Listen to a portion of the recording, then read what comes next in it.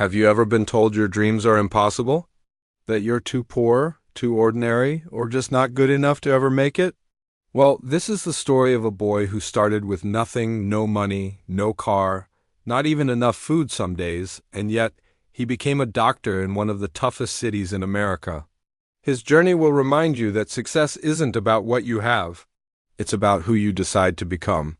Welcome to Freedom to Succeed, where real stories ignite real hope.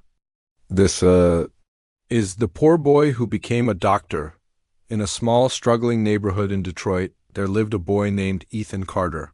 His father worked multiple jobs just to keep the lights on, and his mother cleaned houses on the weekends. Even with both parents working around the clock, money was always tight. Ethan's clothes were old hand-me-downs, and some nights, dinner was a luxury the family just couldn't afford if they wanted to pay the rent. But despite all of this, Ethan carried something far more valuable than money, a dream. Every single morning, he'd catch the city bus for a 1-hour ride to school. He didn't mind the long journeys or the early mornings because to him, every lesson, every word he learned, felt like a stepping stone out of poverty and toward a better life. Some kids would tease him. "Why do you even try? You'll never make it out of here," they'd taunt. Ethan would just offer a quiet smile. "Maybe I don't have much today, but one day I'm going to save lives. I'm going to become a doctor." One evening, everything changed. Ethan's father was seriously injured at work. The nearest hospital was over 20 miles away. They barely made it on time, and the doctor told them that if they had been any later, it could have been fatal. That night, Ethan couldn't sleep. He sat alone in the dark, thinking about how many people in his neighborhood didn't have access to proper health care, how a few miles could be the difference between life and death. And right then, he made a promise to himself. He said, "I will become a doctor. I will help people who can't afford to be sick." From that day forward, Ethan's focus became unshakable. He studied relentlessly. He borrowed textbooks from the library because he couldn't afford to buy them. He worked late nights at a local diner and even helped clean offices on the side just to save a few dollars for his college applications. When other kids were playing video games or hanging out, Ethan was under the dim light of his desk lamp, memorizing anatomy charts and complex science formulas. By the time he reached high school, Ethan's hard work was impossible to ignore. He was at the top of his class, earning recognition from teachers and even the same peers who once doubted him. But then he hit a wall, the harsh reality of medical school tuition.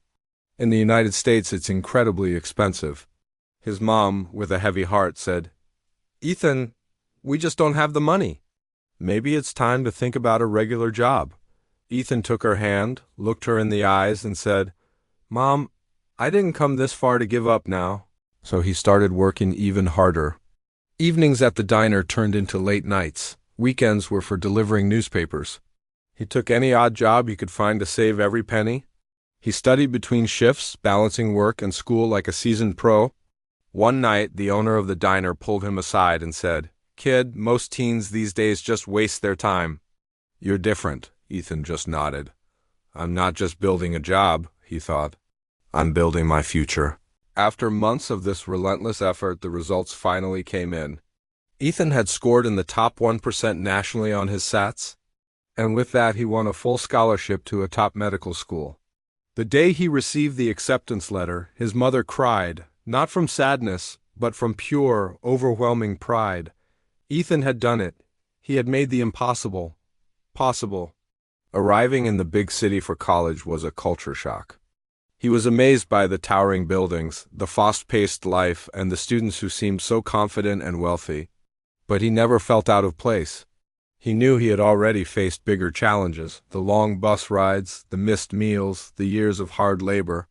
While other students complained about early classes and long study sessions, Ethan embraced them.